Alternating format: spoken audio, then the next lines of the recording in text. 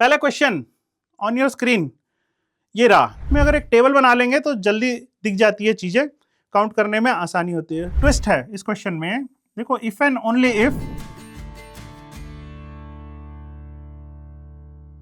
Hello students, welcome to extra marks JEE channel, JEE की unlimited practice का playground. यह है इंडिया का पहला practice focus platform with AI की एक्स्ट्रा पावर। यहाँ होती है जेई के अनलिमिटेड क्वेश्चंस की प्रैक्टिस प्रैक्टिस प्रैक्टिस। तो आइए चलिए शुरू करते हैं आज का वीडियो। अरे वाह, एक और इनविटेशन। आजकल तो जहां देखो वहां पे फंक्शंस ही फंक्शंस चल रहे हैं, और फंक्शंस में जाना भी जरूरी है क्योंकि रिलेशंस भी तो मेंटेन करने हैं। जहां फंक्शन है वहां रिलेशन है। खैर ये तो लाइफ की बात है, हम चलिए मैथ्स के बारे में बात करते हैं। आज का टॉपिक भी हमारा यही है, रिलेशंस एंड फंक्शंस।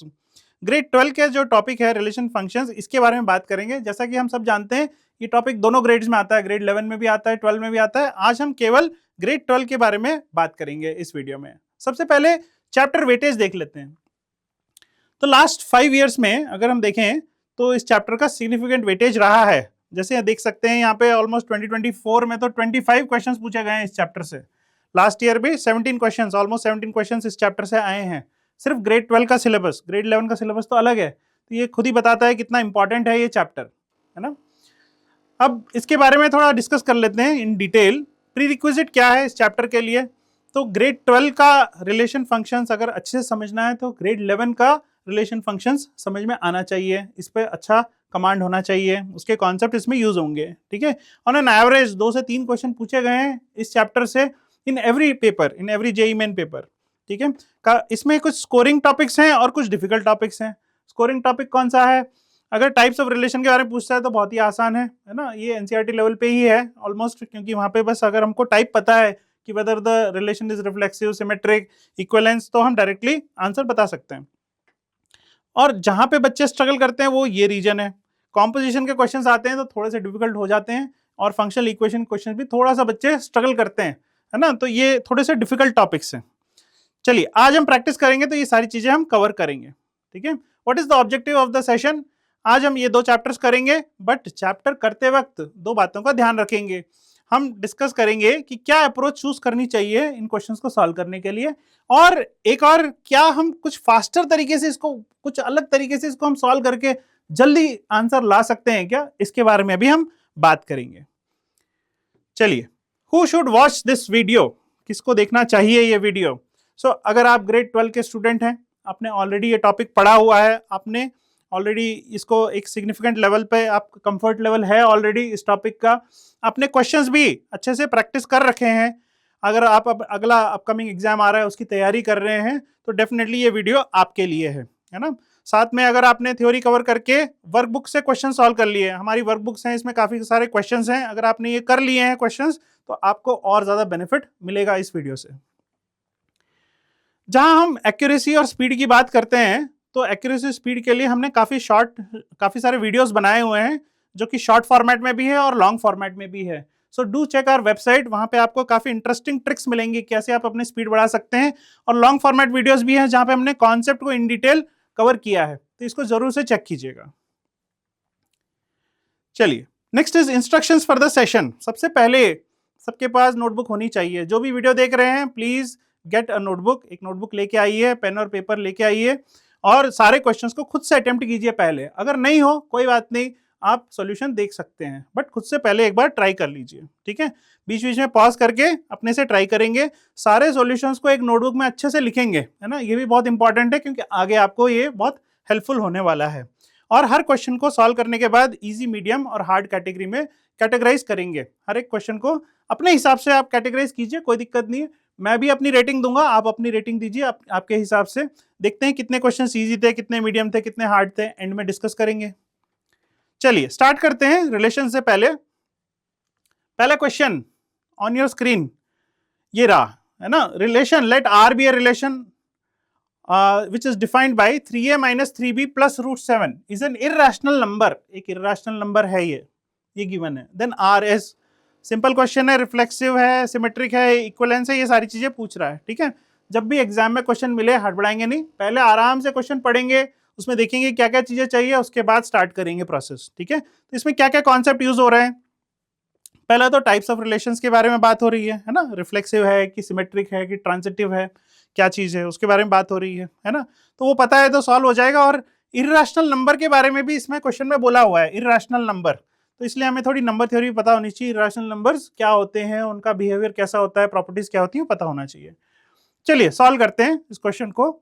सबसे पहले क्या गिवन है, 3a minus 3b plus root 7, ये एक इर्रेशनल नंबर है, ये रिलेशन है। अब रिफ्लेक्सिव के बारे में बात करते हैं। रिफ्लेक्सिव की क्या डेफिनेशन होती है, हम सबको पता है, अगर a is related to a in the relation, है ना, रिलेशन में अगर a कॉमा a है तो हम रिफ्लेक्सिव बोलेंगे उसको, correct, for every a belonging to set a, है ना, for every a belonging to set a, correct. इस सिंबल को ध्यान रखेंगे, इन्वर्टेड a जैसे लिखा हुआ है, इसका मतलब है for every, so for every element ये होना चाहिए, ठीक है। तो रिफ्लेक्सिव के लिए बहुत आसान है, करना क्या है, रिलेशन में तो a b है, यहाँ पे a कर देते हैं, मतलब मैं I will replace b with a, तो क्या आ जाएगा, ये आ जाएगा।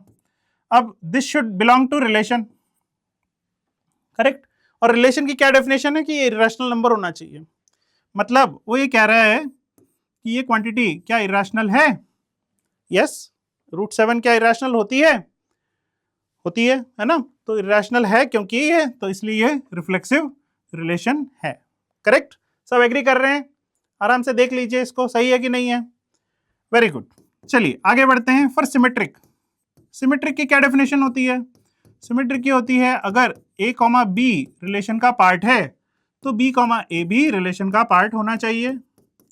इज इट करेक्ट, सब एग्री कर रहे हैं इस चीज से, चलिए बढ़िया। तो क्या होगा डेफिनेशन के हिसाब से, 3a minus 3b plus root 7 ये एक इर्रेशनल नंबर होना चाहिए, करेक्ट। हम लोग q से रिप्रेजेंट करते हैं रैशनल नंबर को, तो नॉट q से रिप्रेजेंट करेंगे इर्रेशनल नंबर को, तो इसलिए मैंने लिख दिया नॉट बिलोंगिंग टू q, है ना, it is not a rational number, मतलब इर्रेशनल नंबर है। अगर ये चीज है तो क्या ये चीज होगी, दैट इज द क्वेश्चन। क्या हम कह सकते हैं कि ये भी इर्रेशनल होगा, है ना। तो यहाँ पे बच्चे कुछ मिस्टेक कर देते हैं, यहाँ पे एक छोटे सा पॉइंट है जो ध्यान रखना है। देखो अगर 3a माइनस 3b ये जो क्वांटिटी है, मान लो ये 3a माइनस 3b रूट 7 ही है अगर, तो क्या होगा, root 7 plus root 7 will give us 2 root 7, and we all know 2 root 7 जो है इरेशनल नंबर है, हमें पता है ही सी ऑलरेडी, है ना। रूट 7 प्लस रूट 7 2 रूट 7 दे देगा, ये तो इरेशनल है, तो इसमें कोई दिक्कत नहीं है। बट अगर मान लो अगर मैंने इसको रूट 7 लिया तो यहाँ पे क्या हो जाएगा, 3b माइनस 3a मतलब उल्टा, तो माइनस रूट 7 हो जाएगा, और माइनस रूट 7 प्लस रूट 7 अगर करूंगा तो विल गेट 0, 0 तो रैशनल है, करेक्ट, 0 तो रैशनल है, तो यहाँ पे कहानी बिगड़ जाएगी। तो अगर एक भी केस में डेफिनेशन, सिमेट्रिक की डेफिनेशन नहीं बनती है तो we reject the particular case, correct. और यहाँ देख रहे हैं अगर हम रूट 7 रख रहे हैं तो यहाँ पे क्या हो रहा है, ये फेल कर जा रहा है, it is becoming a rational number, इसलिए ये सिमेट्रिक नहीं है, इट इज नॉट सिमेट्रिक, है ना। तो इसको ध्यान रखेंगे, डायरेक्टली आप ऐसा नहीं लिख दीजिए, बहुत सारे बच्चे ऐसा करते हैं कि 3a माइनस 3b लिखा, इसका उल्टा ही तो हुआ, तो सीधे लिख दो कि भाई ये भी इरेशनल होगा, ऐसा नहीं है जरूरी, depends on what is the value of this 3a minus 3b। अगर 3a माइनस 3b रूट 7 है तो ठीक है बन जाएगा, बट अगर माइनस रूट 7 है तो वो नहीं बनेगा, 0 हो जाएगा, 0 is a rational number, correct. चलिए ट्रांजिटिव देख लेते हैं, ट्रांजिटिव का की क्या डेफिनेशन है। ट्रांजिटिव में कहते हैं अपन a b belonging to r, अगर ऐसा है and b comma c belongs to r, then a comma c should belong to r, यही होती है डेफिनेशन, सब एग्री कर रहे हैं, यही होती है ना। If a and b, a comma b belong to r and b comma c belong to r, then a comma c should belong to r, अगर ऐसा हो तभी हम ट्रांजिटिव कहते हैं उसको। इसमें देख लेते हैं इस केस में क्या होगा, स्टेटमेंट वाइज अगर लिखें तो क्या लिखूंगा, अगर a comma b belonging to r है, so I will write 3a minus 3b plus root 7, this is not a rational number, मतलब ये इर्रेशनल है, correct. b comma c belonging to r क्या लिखेंगे, 3b minus 3c plus root 7, ऐसा लिख देंगे, correct है। सब एग्री कर रहे हैं इस चीज से, देख लो एक बार डेफिनेशन, सब लोग देख लो, सही है, वेरी गुड। अगर ये है then a comma c should also belong to r, ये भी r को बिलोंग करना चाहिए, तो क्या ऐसा है, ये क्वेश्चन मार्क है, ये अपन को फाइंड आउट करना है। तो एक काम करता हूँ, मैं इन दोनों इक्वेशंस को ऐड कर देता हूँ, बी बी कट जाएंगे दोनों, है ना। सो will gate 3a minus 3c plus 2√7। अब क्वेश्चन ये है कि क्या ये इरेशनल है कि नहीं है ना, ये हमें पता करना है। तो यहाँ पे भी सेम प्रॉब्लम आ रही है। देखो 3a माइनस 3c हमें नहीं पता क्या होगा, ए बी सी पी के बारे में कुछ बताया नहीं है। 3a माइनस 3c ऐसा हो सकता है कि ये 2√7 हो जाए या माइनस 2√7 भी हो जाए। अगर 2√7 हो गया तो कोई प्रॉब्लम नहीं है, दोनों ऐड हो जाएंगे और इरेशनली बनेगा तो कोई दिक्कत नहीं है। बट ऐसा भी हो सकता है कि 3a माइनस 3c की वैल्यू माइनस 2√7 आ जाए, और उस केस में ये जीरो हो जाएगा, विच will be a rational number, correct. तो इसीलिए वी कैन नॉट कंक्लूसिवली से कि ये चीज इरेशनल ही होगी। हम ऐसा नहीं बोल सकते हैं 100% श्योरिटी के साथ कि ये इरेशनल ही होगा, है ना।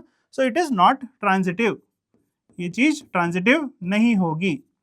एक बार अच्छे से सब लोग देख लो, इसको समझ लो, सब एग्री कर रहे हो कि नहीं, देख लो।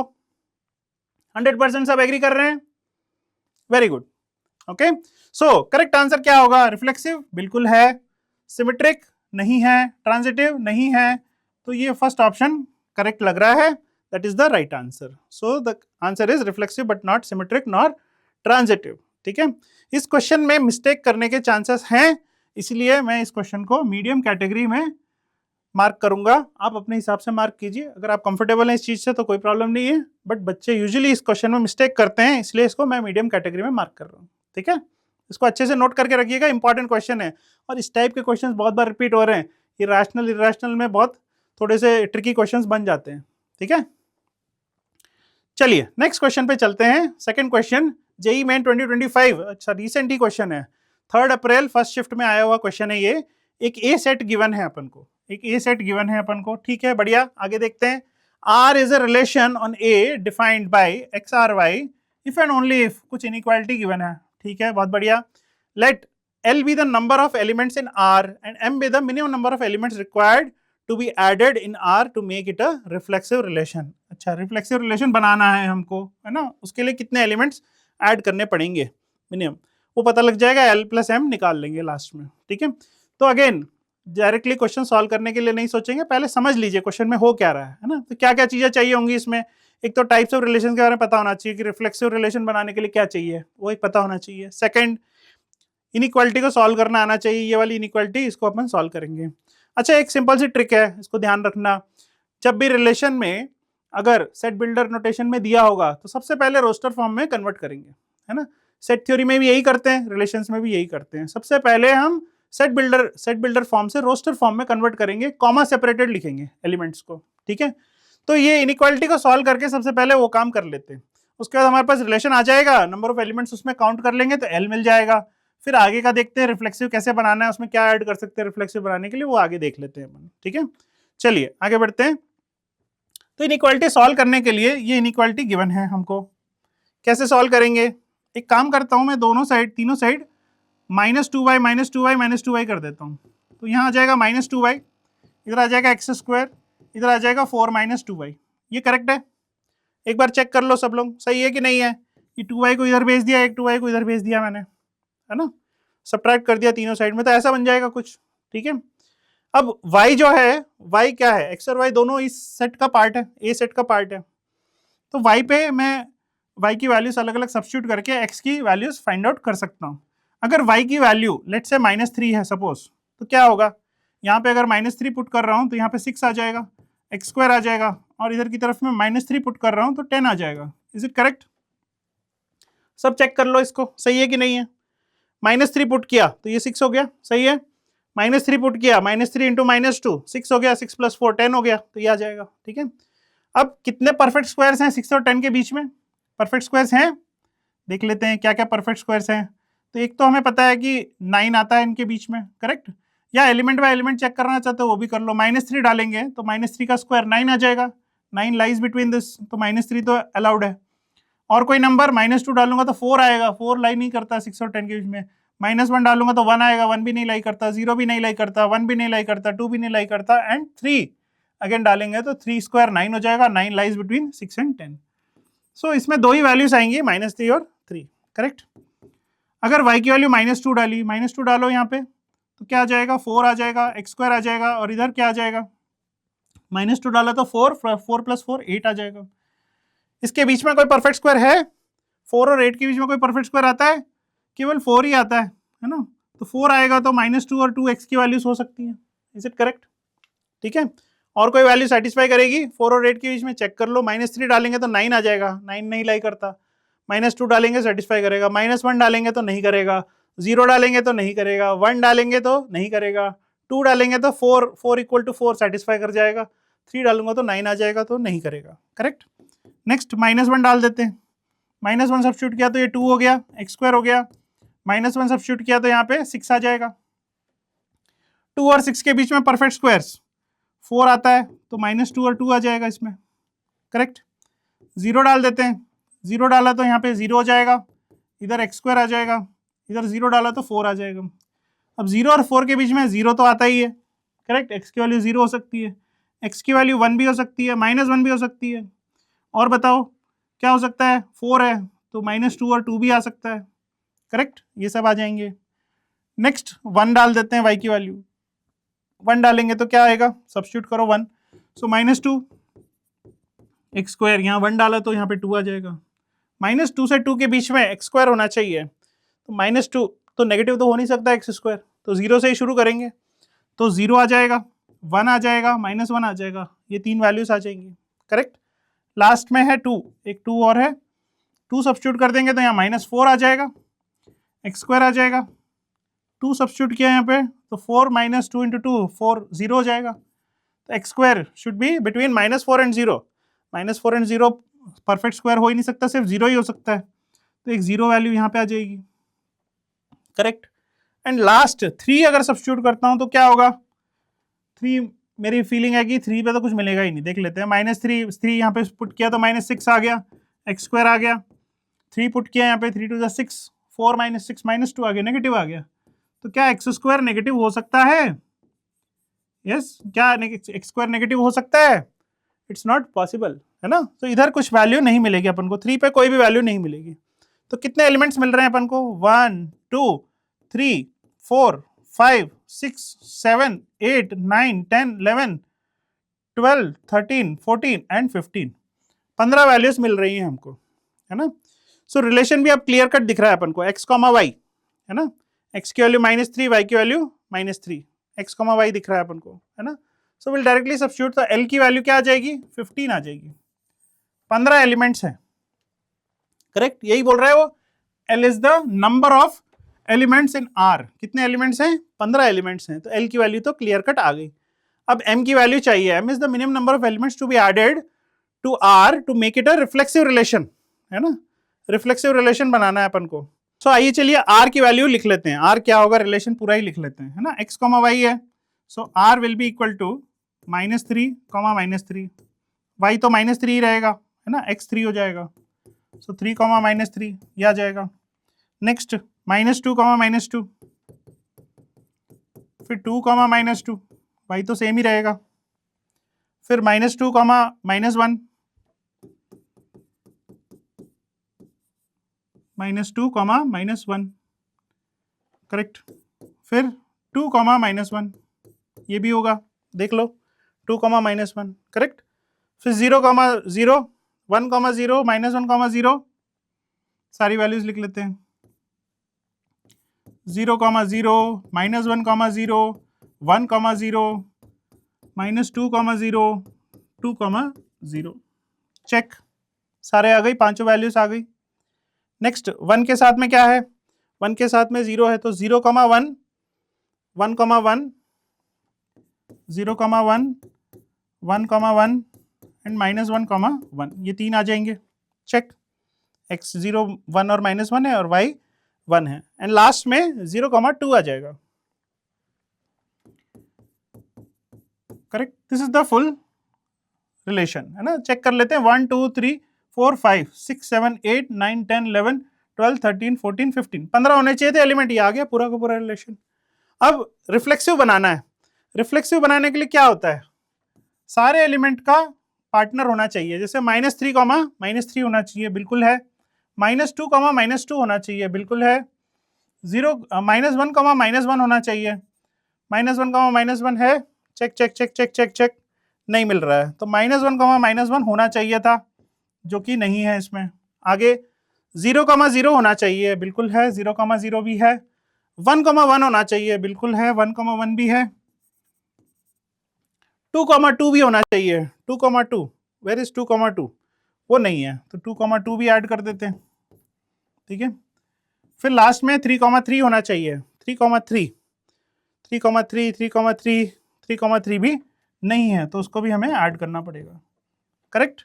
ये ऐड करने से हमको सारे एलिमेंट्स इसमें मिल जाएंगे, करेक्ट। सो 3 एलिमेंट और ऐड करने हैं अपन को, तो मिनिमम नंबर ऑफ एलिमेंट्स कितने होंगे? 3 हो जाएंगे। सो m की वैल्यू 3 हो गई, l की वैल्यू 15 हो गई, ऐड कर देंगे दोनों को। So answer will be, l plus m पूछ रहा है, l plus m will be 18। So 18 should be the right answer, बिल्कुल सही जवाब है ना। सो 18 आ जाएगा आंसर। सबको क्लियर है? एक बार चेक कर लो अच्छे से, सबको समझ में आ गया?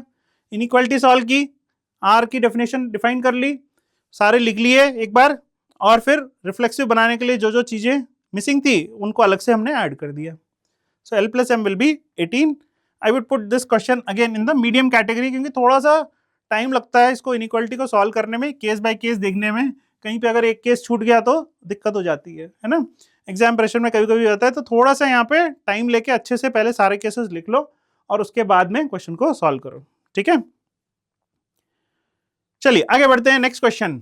अगेन जेई मेन 2025 का 23 जनवरी का है ये क्वेश्चन। r is equal to 1,2, 2,3, 3,3 be a relation defined on the set A। Set given है हमको 1 2 3 4, 1 2 3 4 है ना। और then the minimum number of elements needed to be added in R so that R becomes a equivalence relation। Equivalence क्या होता है, कौन बताएगा? इक्विवेलेंस रिलेशन क्या होता है? रिफ्लेक्सिव होना चाहिए, सिमेट्रिक होना चाहिए और ट्रांजिटिव होना चाहिए, है ना, RST, ठीक है।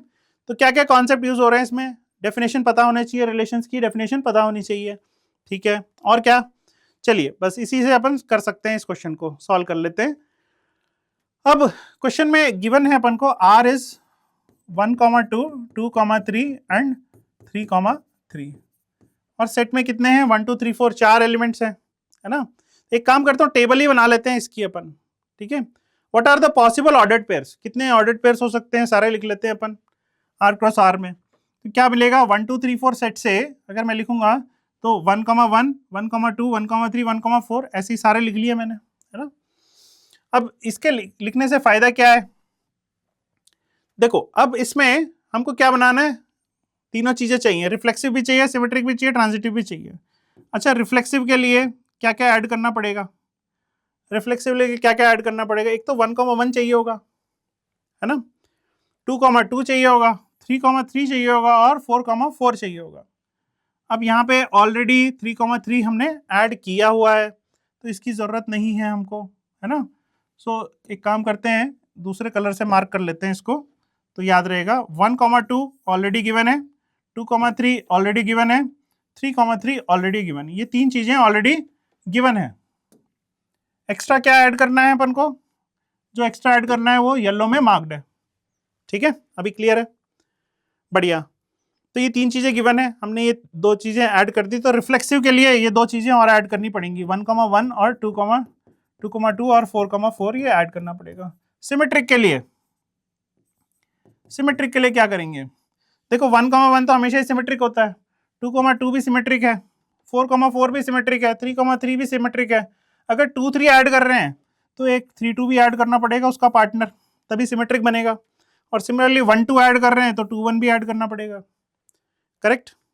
तो ये एडिशनल है, राइट। सो ये दोनों और चाहिए होंगे, 2,1 भी चाहिए होगा और 3,2 भी चाहिए होगा, ठीक। तो हमारा रिलेशन जो है, अब ये भी आएगा और ये दोनों भी आएंगे, सारी चीजें आएंगी। तो एक काम करते हैं, पूरा रिलेशन लिख लेते हैं एक साथ ही, है ना।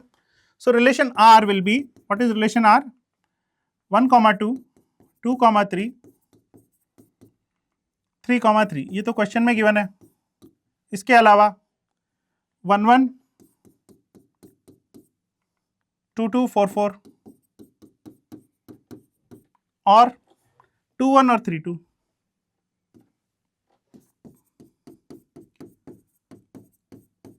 करेक्ट। ये सारे अपन ने ऐड कर दिए।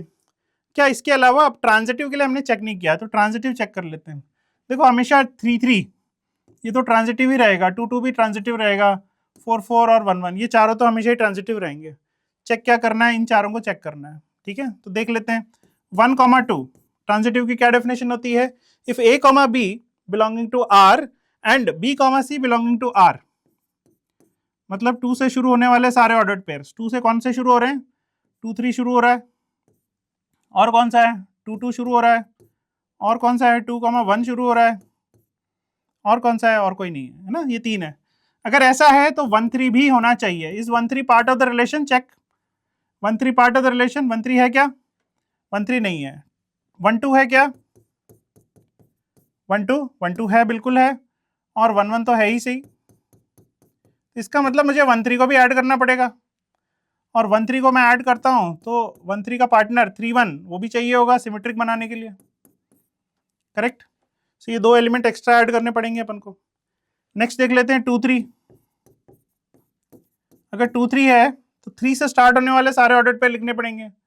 सो 3 3 है, और कोई 3 2 है, और कोई 3 1 है। आउटपुट क्या आएगा? 2 3 आएगा। Is 2 3 part of the relation? Yes. यहाँ पे क्या आएगा? 2 2 आएगा। 2 2 is already part of the relation? Yes. और यहाँ पे 2 1 आएगा। 2 1 है, 2 1 is already part of the relation, ये भी है। तो 2 3 भी हमारा ट्रांजिटिव हो गया। अब 2 1 चेक कर लेते हैं, 2 और बचे हैं बस। 2 1 1 से स्टार्ट होने वाले सारे ऑर्डर पे लिख लेते हैं। 1 से 1 2 स्टार्ट हो रहा है, 1 से 1 1 स्टार्ट हो रहा है, 1 से 1 3 स्टार्ट हो रहा है, करेक्ट। आउटपुट 2 2 आ जाएगा। 2 2 is part of the relation. 2 1 आ जाएगा, ये तो है ही सही, और 2 3 आ जाएगा। 2 3 है, चेक कर लो। 2 3 2 3 2 3 भी है, तो ये भी ट्रांजिटिव है। And similarly last is 3 2।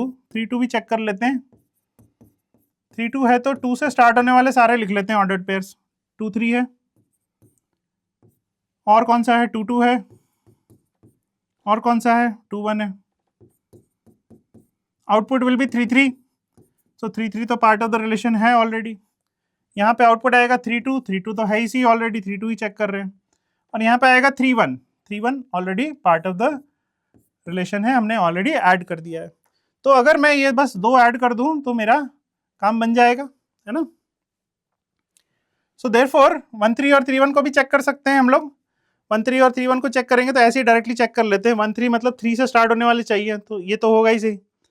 और ये करेंगे तो 1 2 आएगा, 1 2 ऑलरेडी है ही सही, करेक्ट। ऐसे ही 3 1 चेक कर रहा हूँ तो 3 1 और 1 2 अगर करेंगे तो 3 2 आएगा। 3 2 ऑलरेडी है। 1 से स्टार्ट होने वाला 3 1 ये तो होता ही हमेशा। फिर और कोई है? 3 2 है। 3 2 भी अगर मैं करूँगा तो लास्ट में आ जाएगा, 3 1 नहीं आएगा, और कोई नहीं है बचा हुआ, ठीक है। तो सारे कंप्लीट है। So minimum amount that we need to add is 2 here, ठीक है। सो टोटल कितने हो गए? कितने हमको ऐड करने पड़ गए?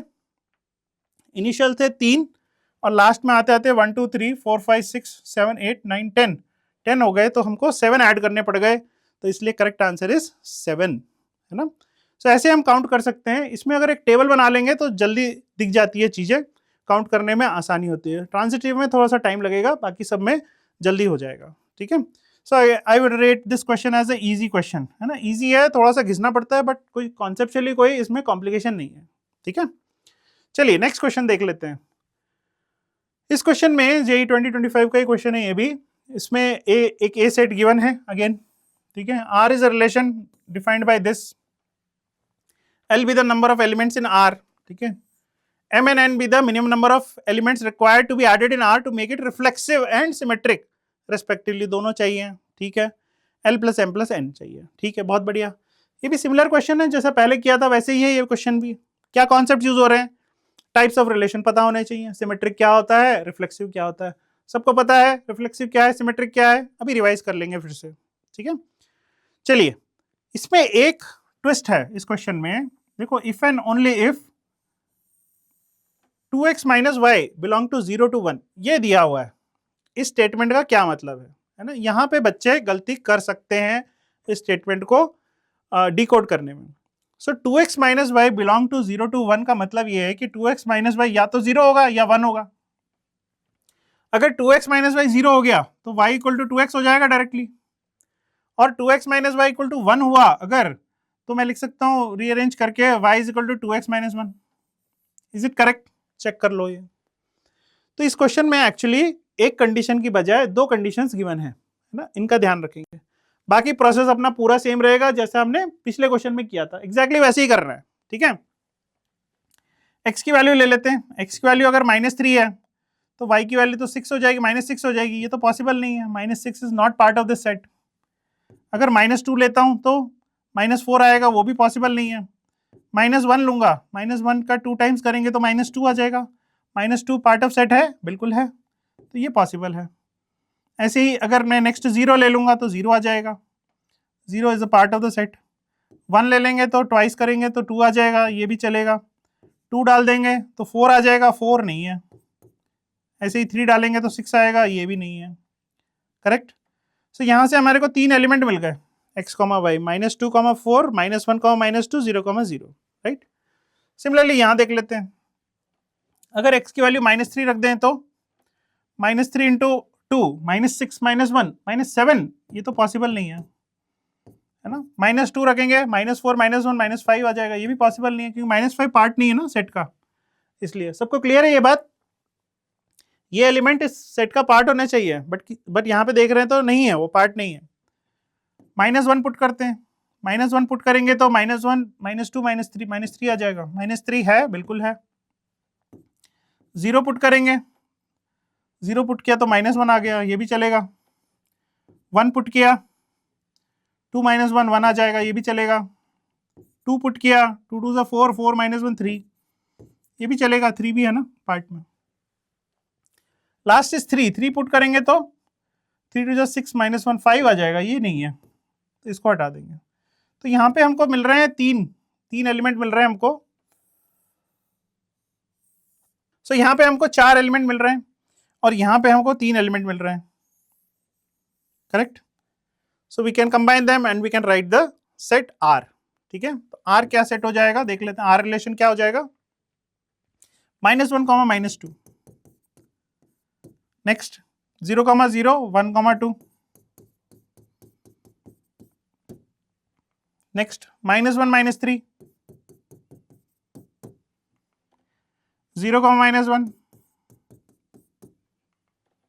1, 1, 2, 3, ठीक है। सो ये सारे एलिमेंट हो जाएंगे आर रिलेशन में, है ना। सो L is the number of elements in R। तो L की वैल्यू क्या हो जाएगी, 1 2 3 4 5 6 7। सो L की वैल्यू हो गई 7। आगे आगे क्या पूछ रहा है, आगे पूछ रहा है कि minimum number of elements n be the minimum number of elements required to be added in R to make it reflexive and symmetric. Reflexive बनाने के लिए क्या चाहिए अपन को, सारे एलिमेंट रिपीटेड होने चाहिए। सो -3, -3 होना चाहिए जो कि नहीं है। -2, -2 होना चाहिए जो कि नहीं है। -1, -1 है क्या, नहीं है। 0, 0 है, ऑलरेडी है, लिखने की जरूरत नहीं है। 1, 1 है, बिल्कुल है। 2, 2 है, नहीं है। एंड देन लास्ट इज 3, 3, वो भी नहीं है। सो रिफ्लेक्सिव के लिए ऐड करने के लिए हमको ये सारे एलिमेंट्स चाहिए होंगे additional, correct. This is for reflexive. Symmetric, एक एक एलिमेंट चेक कर लेते हैं। सिमेट्रिक के लिए -1, -2 है तो -2, -1 होना चाहिए, तो वो नहीं है, वो ऐड कर लेते हैं अलग से। 0, 0 कोई दिक्कत नहीं है। 1, 2 का 2, 1 होना चाहिए, 2, 1 भी नहीं है। -1, -3, सो -3, -1 होना चाहिए जो कि नहीं है। 0, -1, -1, 0 होना चाहिए, है ना, उसको भी ऐड कर लिया। 1, 1 में कोई दिक्कत नहीं है। 2, 3 का 3, 2 हो जाना चाहिए। 3, 2 है क्या कहीं पे, नहीं है। So this is the minimum number that needs to be added to make it symmetric, है ना। ये रिफ्लेक्सिव बनाएगा, ये सिमेट्रिक बनाएगा। सो m कितना है मिनिमम नंबर, 1 2 3 4 5 6 7 8 9 10। सो 10 हो जाएगा m की वैल्यू। अच्छा, m is the minimum number two for reflexive. Reflexive के हो गए 5 और सिमेट्रिक के हो गए 1 2 3 4 5। सबको ऐड कर दो, l + m + n that is the answer. तो 17 आ जाएगा इससे आंसर। देख लेते हैं आंसर क्या है। The right answer is 17। बहुत बढ़िया, है ना, सबको क्लियर है? चेक कर लो एक बार फिर से, मैं रिवाइंड कर देता हूं, देख लो। ठीक है, सबसे पहले एक कंडीशन गिवन है, इसको अपन ने सॉल्व कर लिया, सॉल्व करके टेबल बना के सॉल्व कर लिया, सारे पेयर्स निकाल लिए, डेफिनेशन हो गई, बहुत आसान है। फिर उसके बाद सारा रिलेशन लिख लिया एक बार, और इसको रिफ्लेक्सिव बनाने के लिए सेम एलिमेंट को लिख दिया वापस रिपीट करके, और सारे एलिमेंट जो हैं उनको सिमेट्रिक भी बना दिया। सिमेट्रिक बनाने के लिए उनका ऑपोजिट लिख दिया, मतलब ए कॉमा बी है तो बी कॉमा ए लिख दिया, उल्टा लिख दिया। सो एम भी आ गया, एन भी आ गया और एल भी आ गया, सबको ऐड करके आंसर विल बी 17। ओके, थोड़ा सा लेंदी है इसलिए मीडियम कैटेगरी पुट कर रहे हैं, अदरवाइज इसमें कोई भी इस क्वेश्चन में कुछ भी कॉम्प्लिकेशन नहीं है, जस्ट फॉलो करेंगे तो आ जाएगा। एक ये चीज है जिसमें कि बच्चे थोड़े कंफ्यूज हो जाते हैं, यहाँ पे गड़बड़ी कर देते हैं, है ना, ये चीज थोड़ी सी डिकोड करने में टाइम लगता है, अदरवाइज बाकी क्वेश्चन में कुछ भी कॉम्प्लेक्सिटी नहीं है। चलिए नेक्स्ट क्वेश्चन देखते हैं फंक्शंस का। अभी तक रिलेशंस के क्वेश्चन देखे, अब फंक्शन का क्वेश्चन देखते हैं। इफ द फंक्शन एफ, अच्छा ये भी क्वेश्चन 2024 में पूछा हुआ है। If the function F belonging to -∞ to -1 a to b defined by the function, एक फंक्शन गिवन है अपन को, ठीक है, is a 1 1 and onto function, 1 1 भी है और ऑन टू भी है ये फंक्शन, ठीक है। Then the distance of the point this from this line, ठीक है, क्या रिलेशन है पॉइंट और लाइन का, क्यों कनेक्ट किया है? अच्छा ए और बी यहां से निकालने पड़ेंगे और उसको फिर यहाँ पुट करना पड़ेगा, ठीक है, देखते हैं। तो क्या चाहिए होगा इसमें, पहले तो क्लासिफिकेशन ऑफ फंक्शंस ये पता होना चाहिए, 1 1 ऑन टू, ये इंपॉर्टेंट है ना, 1 1 ऑन टू फंक्शन है, उसकी कंडीशंस याद रखनी है। फिर रेंज निकालनी है, इस फंक्शन की रेंज निकालनी है, ए कॉमा बी, उसी से ए और बी निकलेगा, तो रेंज पता होना चाहिए, कैसे निकालेंगे, और वो आ जाएगा तो फिर परपेंडिकुलर डिस्टेंस निकाल लेंगे इस पॉइंट का इस लाइन से, वो तो खैर आसान बात है। चलिए स्टार्ट करते हैं, सबसे पहले तो फंक्शन से स्टार्ट करते हैं। फंक्शन गिवन है अपन को F x equal to E raise to the power X cube minus, क्या गिवन है, 3x + 1, ये गिवन है, ठीक है। अच्छा ये जो एक्स क्यूब माइनस 3x + 1 है, let's assume it to be another function ji X मान लेते हैं इसको अलग से, ऐसा कुछ, ठीक है। तो जी डैश एक्स क्या हो जाएगा, डिफरेंशिएट करेंगे तो 3x² - 3 आ जाएगा। Is it correct? करेक्ट है, डिफरेंशिएट कर दिया तो ये आ गया, है ना। अच्छा अब x जो है वो लेस देन 1 गिवन है, यहाँ पे x जो है वो लेस देन 1 गिवन है। So for x less than 1, x अगर 1 से छोटा है अगर, तो जी डैश एक्स क्या हो जाएगा, 1 से छोटा है, कोई भी वैल्यू ले लो, -2 पुट कर देता हूँ, -2 मतलब 4 हो गया, तो 4 3 12 -3 पॉजिटिव आ जाएगा। So g dash x will be positive. इसका मतलब जी एक्स, इसका मतलब जी एक्स क्या होगा, it will be an increasing function. Is it correct? G dash X अगर ग्रेटर देन 0 होता है तो जी एक्स इंक्रीजिंग होता है ना, सब एग्री कर रहे हैं कि नहीं कर रहे हैं, है ना। तो ये जी एक्स इंक्रीजिंग हो जाएगा। अगर जी एक्स इंक्रीजिंग फंक्शन है तो ये पार्ट इंक्रीजिंग फंक्शन है अगर, तो उसकी पावर अगर रेस कर देंगे वो भी इंक्रीजिंग ही होगा। जी एक्स जो है क्योंकि इंक्रीजिंग फंक्शन है और x की लिमिट -∞ to -1 है,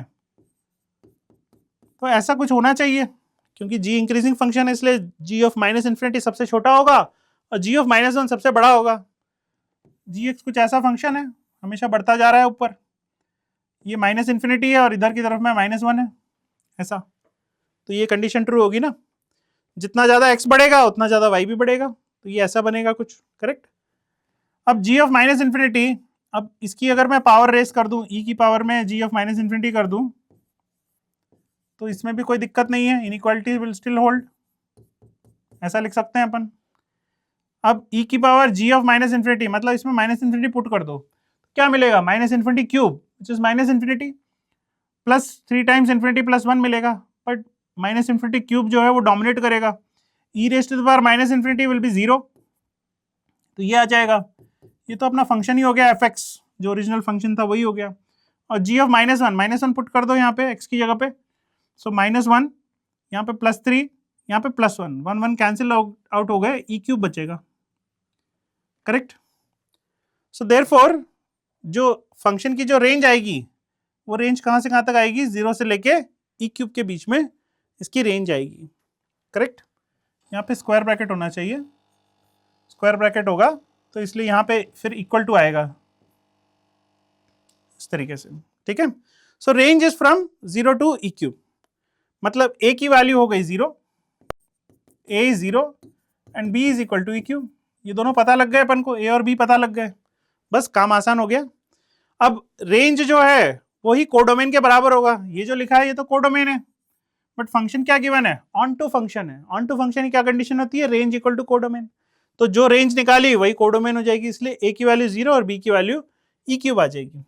अब पी एक पॉइंट है, पी एक पॉइंट है जिसके कोऑर्डिनेट है 2b + 4 और a + 2, मतलब सब्स्टिट्यूट कर दें अगर, सो 2e³ + 4 कॉमा a की वैल्यू 0 है तो ये 2 आ जाएगा। ये एक पॉइंट है p।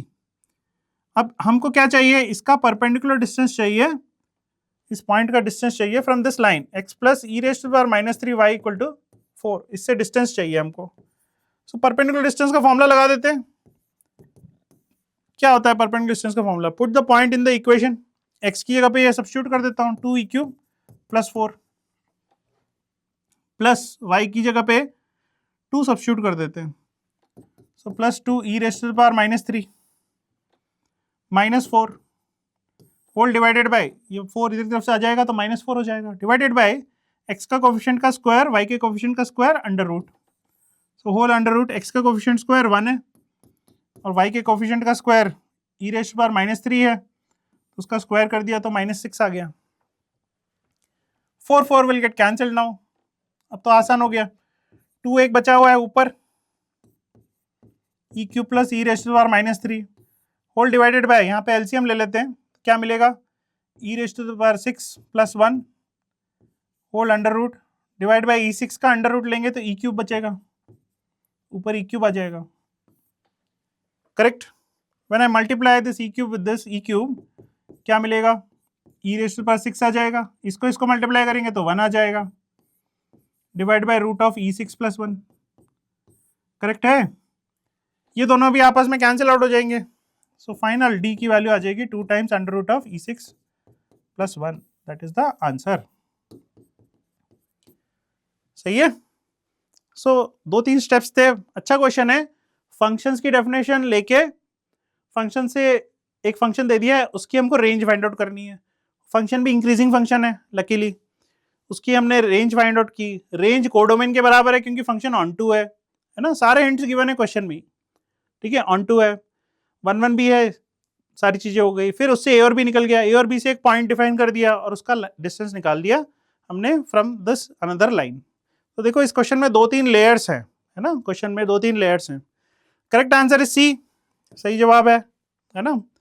Again I will put this question in medium category, है ना। थोड़ा सा स्टेप बाय स्टेप चलना है।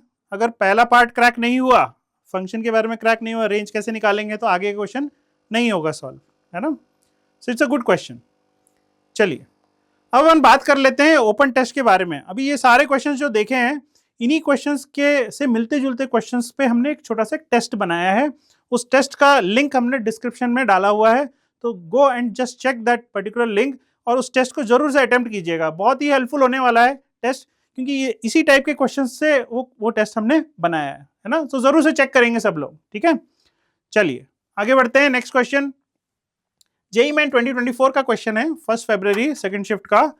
फंक्शन एक गिवन है अपन को, ठीक है, fx = this, x is even odd, ठीक है। If for some a belonging to n, a एक नेचुरल नंबर है, f ऑफ f a = 21, ये गिवन है। कॉम्पोजिशन आ गया यहाँ पे, है ना। देन अच्छा लिमिट भी है, limit extending to a minus, एक फंक्शन हमको यहाँ पे भी दिया हुआ है जिसमें कि मॉड भी है, ग्रेटेस्ट इंटीजर भी है, सब डाल दिया है इस क्वेश्चन में, है ना, सब कुछ है इस क्वेश्चन में। चलिए बढ़िया, देखते हैं कैसे करेंगे इसको सॉल्व। ग्रेटेस्ट इंटीजर सिंबल है यहाँ पे, ठीक है बढ़िया। तो क्या क्या चीजें इसमें लगेंगी, सबसे पहले तो फंक्शन गिवन है, उसको अपन को डिफाइन करना पड़ेगा, है ना। डेफिनेशन ऑफ फंक्शन, जब x इवन है तो ये है, ऑड है तो ये है। अच्छा फिर कॉम्पोजिशन भी है, इधर कॉम्पोजिशन के बारे में भी देखना पड़ेगा, है ना, कॉम्पोजिशन भी इंपॉर्टेंट है। उसके बाद फिर लिमिट्स भी लगानी है, लिमिट्स भी लगाएंगे, टाइप्स ऑफ फंक्शंस भी है, सब कुछ है इस क्वेश्चन में। बढ़िया क्वेश्चन है, 3-4 लेयर्स हैं इस क्वेश्चन में, है ना। चलिए सॉल्व करते हैं इसको।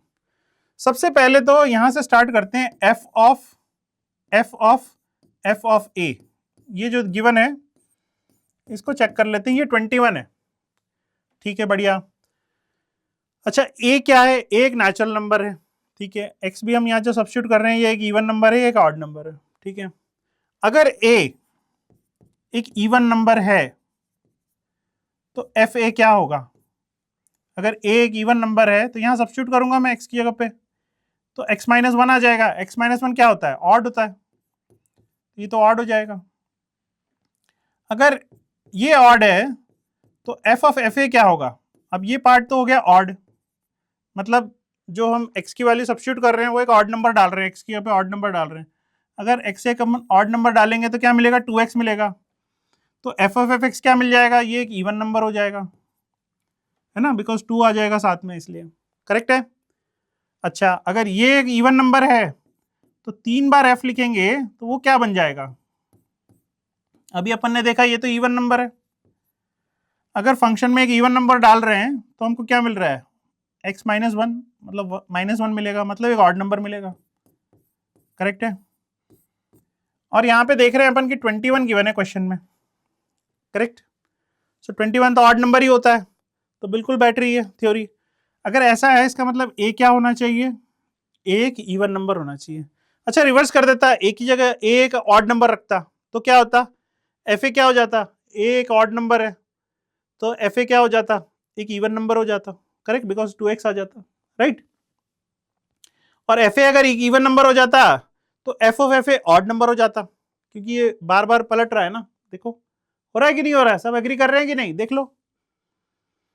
तो इसलिए उसका भी एफ ऑफ एफ ए करता अगर मैं, तो उस केस में एक इवन नंबर आता, जबकि यहाँ पे क्या दिया हुआ है 21, इसका मतलब ए क्या होना चाहिए, इवन नंबर होना चाहिए, है ना, सब एग्री कर रहे हैं। चलिए बहुत बढ़िया, अब आगे बढ़ते हैं।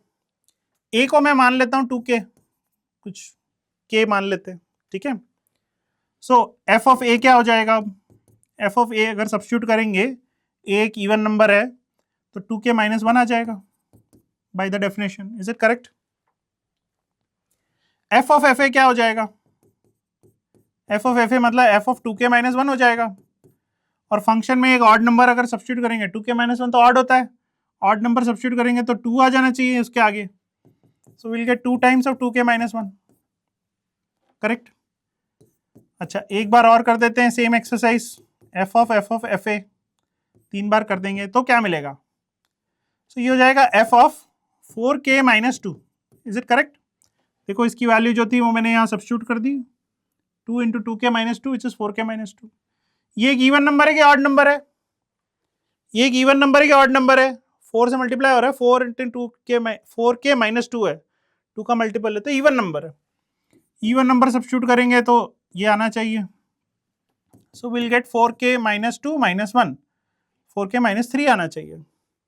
और इसकी वैल्यू क्या गिवन है अपन को क्वेश्चन में, 21 गिवन है, so therefore will get this is equal to 4k की वैल्यू 6 आ जाएगी। अगर k की वैल्यू 6 है तो a हमने क्या माना था, 2k, so answer a will be 12, है ना।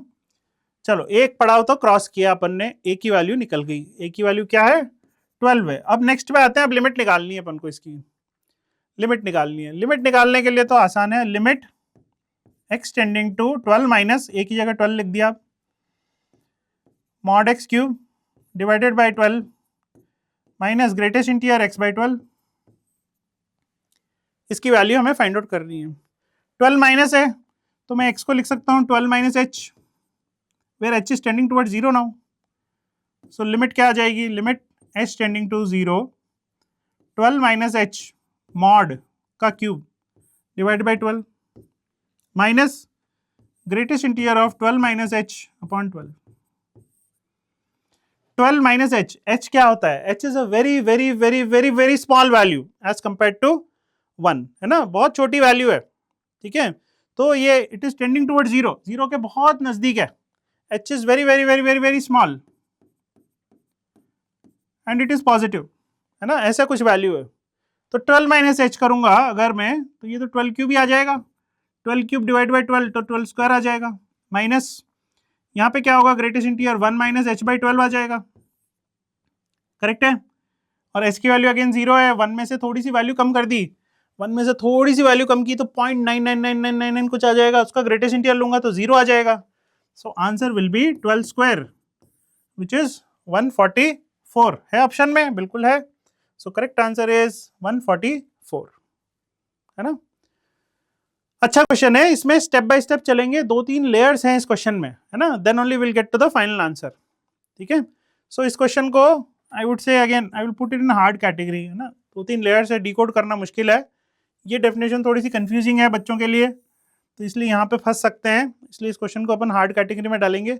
और देख के डरावना तो लग रहा है क्वेश्चन, है ना, लग रहा है कि नहीं लग रहा है सबको, डरावना तो है क्वेश्चन, देखो एफ ऑफ एफ ए खतरनाक डाला हुआ है यहाँ पे, तो इसीलिए इसको अपन हार्ड कैटेगरी में डालते हैं। मेरे हिसाब से ये हार्ड है, आप अपने हिसाब से इसको रेट कीजिए, ठीक है।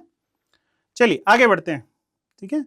नेक्स्ट क्वेश्चन है अगेन जेई 2024 का क्वेश्चन है, 29 जैन का। एक फंक्शन गिवन है अपन को कुछ, ठीक है, जी एक्स गिवन है, ठीक है, और एफ ओ जी फॉग एक्स की रेंज हमको फाइंड आउट करनी है। बहुत बढ़िया, देखो इस टाइप के क्वेश्चन बड़े इंपॉर्टेंट है, बहुत बार पूछे हुए हैं इस टाइप के क्वेश्चन ना, कि फंक्शन गिवन है, एफ एक्स गिवन है, जी एक्स गिवन है और एफ ओ जी चाहिए, या जियो एफ चाहिए, है ना, या एफ ओ एफ भी पूछ सकते हैं, जियो जी भी पूछ सकते हैं। तो ये इसमें पता होना चाहिए कि कैसे हमको सॉल्व करना है इस टाइप के क्वेश्चंस को, ठीक है। क्या कॉन्सेप्ट है, कॉम्पोजिशन पे क्वेश्चन है, स्ट्रेट फॉरवर्ड है, ठीक है। तो इसको कैसे सॉल्व करते हैं, फॉग हमको फाइंड आउट करना है, तो फॉग क्या होगा, एफ ऑफ जी एक्स है, यहाँ एक्स की जगह पे जी एक्स डाल देते हैं, 2 + 2 जी एक्स चलेगा, 1 माइनस जी एक्स बाई 3, जहां जहां पे एक्स दिख रहा है वहां पे जी एक्स रख दे रहा हूं, लिमिट्स में भी लिख देते हैं, -1 जी एक्स और 0, एंड यहाँ पे आ जाएगा g x is lying between 0 and 3। देख लो, चेक कर लो सही है कि नहीं है, जहां जहां पे एक्स था वहां वहां पे जी एक्स रख दिया मैंने, क्योंकि एफ ऑफ जी एक्स पूछ रहा है इसलिए। ये सही है, बहुत बढ़िया। अब देखो यहाँ पे ध्यान रखना, क्योंकि कंस्टेंट किस पे है, जी एक्स पे, यहाँ पे कंस्टेंट किस पे है, जी एक्स पे, करेक्ट। तो हमको जी एक्स पता होना चाहिए क्या है, जी एक्स क्या है, जी एक्स गिवन है अपन को फंक्शन -x डिफाइंड है जब x -3 से 0 के बीच में, और x है between when x is between 0 and 1। तो हम क्या करेंगे यहाँ पे कि जी एक्स का ग्राफ बना लेंगे, दैट इज द ट्रिक, ठीक है। जब भी ऐसा गिवन हो जिस पे कंस्टेंट हो, इस पे कंस्टेंट है उसका ग्राफ बना लेंगे, तो जी एक्स पे कंस्टेंट है उसका ग्राफ बना लेते हैं। जी एक्स का ग्राफ कैसे होगा, ये रहा जी एक्स का ग्राफ बनाया है, ठीक है। तो जी एक्स कैसा है, when x is between 0 and 1, when x is between 0 and 1, ये 1 है, तो 1 पे इसकी वैल्यू 1 आ जाएगी, at x equal to 1 y will be 1, correct. तो ये 1,1 ये वाला पॉइंट हो गया, है ना। और जब x -3 से 0 के बीच में, -3 से 0 के बीच में है, तो ग्राफ कुछ इस तरीके का है, -3 पे जाके इसकी वैल्यू +3 होगी, करेक्ट है। At x equal to 0, y equal to 0, at x equal to -3, y will be -3, होगा नहीं होगा, y will be +3, sorry, correct होगा कि नहीं होगा, सब्स्टिट्यूट करके देख लो यहाँ पे। सो ये ग्राफ हो गया gx का। अब आगे चलते हैं, gx पे दो कंस्टेंट है, gx जब -1 से 0 के बीच में है, gx कहाँ पे है, gx is on the y axis not on the x axis. अब gx जब -1 से 0 के बीच में है, क्या gx कहीं -1 से 0 के बीच में दिख रहा है, कहाँ है -1 तो यहाँ पे है, -1 से 0 के बीच में, मतलब ये इंटरवल में, क्या gx इस इंटरवल में है, इसमें तो कोई भी gx नहीं है, gx तो सारा ही पॉजिटिव में है। तो ये वाली जो कंडीशन है, इसमें कोई डेफिनेशन अपन को मिलेगी ही नहीं, दिस इज कंप्लीटली एलिमिनेटेड, इसमें कुछ है होगा ही नहीं। तो हम क्या कर सकते हैं, ये वाली डेफिनेशन यूज कर सकते हैं, जब gx 0 से 3 के बीच में है तब क्या होगा देखते हैं। gx जब 0 से 3 के बीच में, 0 कहाँ है, ये रहा, 3 कहाँ है, ये रहा, इन दोनों के बीच में है, पूरा फंक्शन इसी के बीच में है डिफाइंड, करेक्ट। इसमें भी दो टाइप के फंक्शंस दिख रहे हैं मुझे, 1 तक तो ये फंक्शन भी है, इधर वाला फंक्शन भी है और इधर वाला फंक्शन भी है, दोनों फंक्शंस हैं। ये वाला फंक्शन है -x और ये वाला फंक्शन है x, डिफाइन कर लेते हैं दोनों को ही। सो 1 माइनस, एक बार x लिख देता हूं, कब लिखेंगे x, जब x 0 से 1 के बीच में लाई करेगा, इज इट करेक्ट, x की कंस्टेंट्स लिख देते हैं, जब x is lying between 0 and 1, correct. 0 से 3 तो सब्स्टिट्यूट कर देते हैं 0 और 1 पे, बैक। हाँ, नेक्स्ट चेक करते हैं इधर की तरफ में क्या डेफिनेशन होगी, -x टिल वेयर, टिल -1, ये -1 तक -x ही रहेगा, है ना। इनफैक्ट आगे भी -3 तक भी -x ही है ना, हमेशा। सो directly I can substitute the values, तो मैं यहाँ लिख सकता हूँ 1 माइनस, अब x की जगह पे -x लिखूंगा तो ये +x हो जाएगा। कब, जब x is lying between -3 and 0, -3 and 0। यहाँ पे इंक्लूड कर दिया तो यहाँ इंक्लूड नहीं कर रहा हूँ, ओके। और -3 यहाँ इंक्लूड कर लेते हैं लास्ट में, तो इंटरवल की डेफिनेशन पूरी कंप्लीट हो गई है। This is the complete definition of f of gx, बन गया। अब फंक्शन आ गया पूरा का पूरा, है ना। अब इसकी रेंज हमको फाइंड आउट करनी है, रेंज। तो रेंज क्या होगी देख लेते हैं। ये फंक्शन जो है ये कहाँ से कहाँ तक वेरी कर रहा है, ये तो स्ट्रेट लाइन है। स्ट्रेट लाइन की मिनिमम वैल्यू क्या होगी, at x equal to 0 put करूंगा तो 1 आ जाएगी, और 1 पुट करूंगा तो 2/3 आ जाएगी। तो ये वाला जो इंटरवल है this is varying from 2/3 to 1, correct. 2/3 से 1 के बीच में वेरी कर रहा है ये। और सेकंड वाली डेफिनेशन ये कहाँ से कहाँ तक वेरी कर रही है, इफ आई पुट -3 हियर, -3/3 तो -1 हो जाएगा, 0 हो जाएगा, और 0 पुट करेंगे तो 1 आ जाएगा। तो ये 0 से 1 के बीच में वेरी कर रही है, करेक्ट। 1 पे राउंड ब्रैकेट ऐसा आ जाएगा। सो अब करेंगे क्या, हमें तो f ऑफ gx की रेंज चाहिए, तो दोनों का यूनियन ले लेते हैं। एक कह रहा है 0 से 1 के बीच में होना चाहिए, 0 पे डार्क सर्कल, 1 पे हॉलो सर्कल। दूसरा कह रहा है 2/3, 2/3 समवेयर हियर टिल 1। हमें चाहिए यूनियन, तो दोनों का यूनियन कर देते हैं। यूनियन कर देंगे तो क्या मिलेगा हमको, पूरा इंटरवल आ जाएगा, 0 से लेके 1 तक सब आ जाएंगे वैल्यूज, करेक्ट।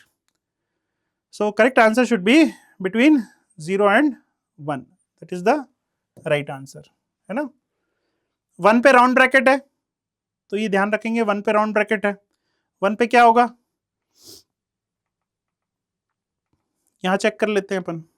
1 पे क्या हो रहा है, देखो ये 1 इंक्लूडेड नहीं है यहाँ पे, है ना। 1 पे राउंड ब्रैकेट है यहाँ पे, तो 1 इज नॉट इंक्लूडेड, इसलिए हम 1 को इंक्लूड नहीं कर रहे हैं फाइनल आंसर में, ठीक है। So the correct answer is 0 to 1, that is the final answer. तो I would say this is a hard question, क्योंकि डेफिनेशन डिफाइन करने में थोड़ा टाइम लग जाता है, बट एल्गोरिथम फॉलो करेंगे पूरा। क्या एल्गोरिथम है, सबसे पहले f of g x define कर दिया, कंस्टेंट किस पे है, जी एक्स पे कंस्टेंट है। अगर जी एक्स पे कंस्टेंट है तो ग्राफ किसका बनेगा, जी एक्स का ग्राफ बनेगा। फिर इसमें जो कंस्टेंट है वो वाई एक्सिस पे है, वाई एक्सिस पे क्या दिया हुआ है, बिटवीन -1 एंड 0 एंड 0 to 3। तो वाई एक्सिस पे -1 एंड 0 पे तो कोई फंक्शन है ही नहीं, इसलिए वहां पे कोई डेफिनेशन ले ली। बिटवीन 0 to 3 हमने फंक्शन डिफाइन कर दिए, दो तरीके से डिफाइन कर रहे हैं, एक -x और x की तरह, ठीक है। सो सब्स्टिट्यूट कर देंगे, सो will get the answer, final answer is this, ठीक है। अच्छा क्वेश्चन है, और ऐसे क्वेश्चंस प्रैक्टिस करते रहिए। On extra marks portal you can find power questions. Power questions क्या होते हैं, देखो एक क्वेश्चन है ये, मैं इस क्वेश्चन से और मल्टीपल क्वेश्चंस बना सकता हूँ। कैसे, अगर यहाँ पे थोड़ी सी वैल्यूज में बदल दूं, इनफैक्ट 2 की जगह पे मैं 3 कर दूं, तो I will get a different question, correct, different set of question मिलेगा। मेथड फॉलो करना, सेम मेथड ही फॉलो करना है, ऑप्शंस भी बदल जाएंगे। तो ऐसे बहुत सारे क्वेश्चंस हमने डेवलप किए हुए हैं which are called power questions. So do check our website, वहाँ पे बहुत सारे ऐसे क्वेश्चंस गिवन है, इससे अच्छी प्रैक्टिस हो जाएगी, है ना। कभी कभी ऐसा होता है मल्टीपल क्वेश्चंस हमें नहीं मिलते हैं, तो वो सारे क्वेश्चंस एक्स्ट्रा मार्क्स पोर्टल पे गिवन है, उसको जरूर से चेक कीजिएगा। चलिए नेक्स्ट क्वेश्चन पे चलते हैं। 8th question, f x is given to as this function, एक फंक्शन गिवन है कुछ, ठीक है। If the function ji x is equal to f of f x plus f of f x, बहुत सारे कॉम्पोजिशन दे दिए, then greatest integer of 1 is, ये पूछ रहा है, ठीक है, बढ़िया है। कॉम्पोजिशन का क्वेश्चन है, टाइप्स ऑफ फंक्शंस पता होने चाहिए, ग्रेटेस्ट इंटीजर दिया हुआ है इसलिए, ठीक है। चलिए सॉल्व करते हैं इसको। ये जो फंक्शन है एफ एक्स, इसको थोड़ा इन्वेस्टिगेट कर लेते हैं। 2 times 1 minus x to the power 25/2 ये गिवन है, into 2 plus x to the power 25, और पूरे पे 1/50 गिवन है, ये पूरे पे गिवन है। अगर इसको मल्टीप्लाई कर रहा हूं तो क्या मिलेगा, 2 minus x to the power 25 आ जाएगा। ये तो अंदर ही अंदर मल्टीप्लाई कर रहे हैं, कर सकते हैं ना ऐसा, चेक कर लो एक बार, तो ऐसा कुछ आ जाएगा। ये तो देखो कॉन्जुगेट पेयर्स में लिखा हुआ है a plus b a minus b, तो इसको तो मैं लिख सकता हूँ 4 minus x to the power square कर देते हैं तो 50 आ जाएगा, होल पावर 1/50 आ जाएगा। This is our function f x, correct. ये एक बहुत बढ़िया फंक्शन है, ये एक पैटर्न है एक्चुअली, है ना। इस पैटर्न की क्या खास बात है, देखो एक ट्रिक बताते हैं। अगर फंक्शन कुछ इस नेचर का है, f x equal to k minus x to the power n whole power 1/n, इस नेचर का है अगर, तो एफ ऑफ एफ एक्स हमेशा ही एक्स के बराबर आएगा, ठीक है। ये कोई रॉकेट साइंस नहीं है, बहुत आसान है, करके देख लो, सब्स्टिट्यूट करके देख लो, पता लग जाएगा, है ना। F of f x substitute कर देते हैं तो क्या मिलेगा, के माइनस एक्स की जगह पे मुझे ये पूरी चीज सब्स्टिट्यूट करनी है फिर से, so k minus x to the power n पूरा सब्स्टिट्यूट कर दूंगा, करेक्ट, होल पावर 1/n, और बाहर एक n रहेगा ही सही, और पूरे का 1/n भी रहेगा बाहर, करेक्ट। ये n और ये n कट गए, k और k कट जाएंगे, क्या बचेगा, x to the power n बचेगा, और बाहर में 1/n बचेगा, वो भी कैंसिल आउट होके x आ जाएगा। तो जब भी फंक्शन इस नेचर का होता है तो एफ ऑफ एक्स एक्स होता है, ये याद रखना, ये बहुत इंपॉर्टेंट है, काफी क्वेश्चंस में ये चीज आ जाती है। अगर आपने आइडेंटिफाई कर लिया कि फंक्शन में ये प्रॉपर्टी लग सकती है तो काम जल्दी हो जाएगा, है ना। तो ठीक है, यहाँ पहुंच गए अपन एफ एक्स, तो अपन को पता लग गया कि एफ ऑफ एफ एक्स जो है वो एक्स के बराबर है, ठीक है। जी एक्स पे आ जाते हैं, जी एक्स क्या है, देखो एफ ऑफ एफ एक्स लिखा हुआ है यहाँ पे, उसकी जगह पे अब मैं एक्स से रिप्लेस कर सकता हूँ, और बाहर जो लिखा है उसको भी मैं एक्स से रिप्लेस कर सकता हूँ, correct. So this will be g x. हमें क्या चाहिए, जी1 चाहिए, जी1 बहुत इंपॉर्टेंट होता है ना। जी1 1 डाल दिया यहाँ पे, तो यहाँ पे भी 1 आ जाएगा, सो will get this, is it correct और नॉट, होता है कि नहीं होता है। जी1 एक्स की जगह पे 1 रख दिया तो ये आ गया, ठीक है। अब तो बहुत काम आसान हो गया। f1 चाहिए, व्हाट इज f1, f1 ये रहा एफ एक्स, 1 पुट कर दो यहाँ पे, सो 4 माइनस 1 3 आ जाएगा, 3 टू द पावर 1/50 प्लस 1 आ जाएगा। तो यहां तक अपन पहुंच गए। आगे क्या बोल रहा है, ग्रेटेस्ट इंटीजर चाहिए, इस फंक्शन का ग्रेटेस्ट इंटीजर चाहिए। सो ये 1 तो ठीक है, बट ये 3 टू द पावर 1/50 का क्या करें, है ना, ये इंपॉर्टेंट है, ये देखना पड़ेगा कि 3 टू द पावर 1/50 क्या होगा। तो हम जानते हैं कि 3/3 जो है वो किसके किसके बीच में लाई कर रहा है, 1 और 2 रेज़ टू द पावर 50 के बीच में लाई करेगा कि नहीं करेगा, चेक। 3 1 से तो बड़ा ही है, और 2 रेज़ टू द पावर 50 तो बहुत बड़ा नंबर है, उसके बीच में लाई करेगा। अगर इन सब की पावर 1/50 ले लिया जाए, 50th रूट ले लिया जाए इसका, तो क्या मिलेगा, कुछ ऐसा आ जाएगा। That means this quantity is lying between 1 and 2, कह सकते हैं ऐसा, ये क्वांटिटी 1 और 2 के बीच में लाई कर रही है ना।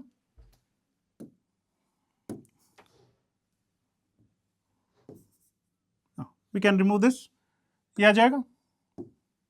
सो ये क्वांटिटी 1 और 2 के बीच में लाई कर रही है, करेक्ट। सो अगर ये क्वांटिटी 1 और 2 के बीच में लाई कर रही है तो हमारा आंसर क्या था, जी1, हमारा आंसर क्या था, जी1 कहाँ गया, जी1 is 3 raise to the power 1/50 plus 1, सो 3 raise to the power 1/50 plus 1, ये क्वांटिटी 1 और 2 के बीच में है, तो ये वाली जो क्वांटिटी है ये भी 2 से बड़ी होगी, करेक्ट। जैसे 1.05 समथिंग मान लो इसको, तो ये टोटल अप्रॉक्सीमेटली ये 2.05 कुछ ऐसा आ जाएगा। ग्रेटेस्ट इंटीजर लोगे तो क्या मिलेगा, इसका आंसर विल बी 2, है ना। So that is the correct answer, ठीक है। अच्छा क्वेश्चन है, बहुत सारे कॉम्पोजिशन है, बच्चे ये देख के थोड़ा डर जाते हैं।